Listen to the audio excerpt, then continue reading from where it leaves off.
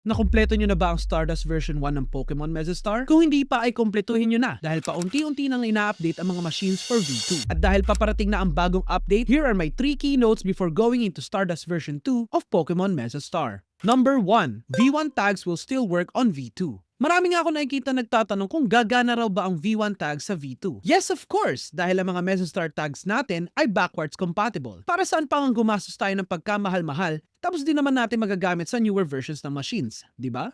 Number 2. Psychic is key. Para sa Stardust version 2, ang Chase tag o ang pinakamahirap na mahuling Pokemon dito ay si Koraidon. At dahil mahina si Koraidon sa Psychic type, kailangan nyo ang mga legendary Pokemon sa sina Mewtwo at Mew para mapadali ang pagbugbog sa kanya. You can also use Glaceon or even a special tag Kyurem, pero iba pa rin talaga ang lakas ng isang superstar Pokemon. So be sure to catch Mew and Mewtwo ngayong meron pang version 1. Number 3. You might still get V1 tags in V2. Ito ay situational lamang at madedetermine nyo to kung may nakalagay na Stardust version 1 pa rin sa gitna ng screen. Possible kasi mag-rollout na ang mga version 2 tags pero hindi pa rin nauubos ang stocks ng V1, so maglaro lang kayo ng maglaro para makompleto nyo pa rin sila. And those are my 3 notes before going into version 2. Kung gusto niyo pa ng mga malulupit na tips and tricks sa Pokemon Megastar, mag-follow lang kayo sa aking mga social media pages. Good luck mga trainers at see you sa version 2.